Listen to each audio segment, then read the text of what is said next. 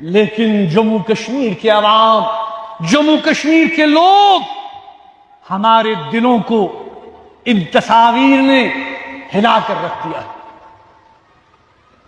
بزرگوں، دوستوں، نوجوانوں، دنیا دور سے دیکھ کر تبصرے کر رہی ہے، تماشائی کی طرح دیکھ رہی ہے، اور یہ کہا جا رہا ہے کہ جموں کشمیر ایک ایٹمی فلیش پوائنٹ بن گیا ہے، کبھی بھی جنگ اٹھ سکتی ہے، کبھی بھی معاملہ جو ہے ہاتھ سے نکل جا سکتا ہے۔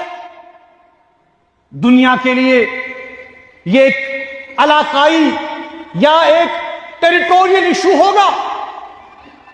میں یہاں تک بھی کہوں گا کہ ہندوستان اور پاکستان کے لیے شاید یہ ایک ٹیریٹوریل ایشو ہوگا، ایک زمینی مسئلہ ہوگا، ایک زمینی تنازع ہوگا، لیکن جموں کشمیر کے لوگوں کے لیے جو روز اول سے اس تنازع کو جھیل رہے ہیں، یہ ایک ایسا ناسور ہے جو ختم ہونے کا نام ہی نہیں لے رہا۔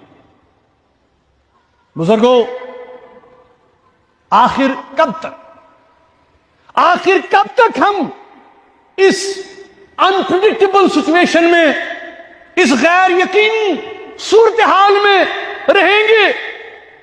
ہر کوئی کشمیر کے بارے میں بات کر رہا ہے، لیکن کشمیریوں کی کوئی بات نہیں کر رہا، ان سے نہیں پوچھا جا رہا، جموں کشمیر کے لوگوں سے نہیں پوچھا جا رہا جو یہاں رہتے ہیں کہ وہ کیا چاہتے ہیں، ان کے خواب کیا ہیں، ان کے آئندہ نسلوں کے لیے امنگیں کیا ہیں، امیدیں کیا ہیں۔ کیا ہم کبھی سکون دیکھ پائیں گے؟ کیا ہم کبھی امن دیکھ پائیں گے؟ کیا ہمارے زخم کبھی بھریں گے؟ کیا یہ تنازع کبھی حل ہوگا؟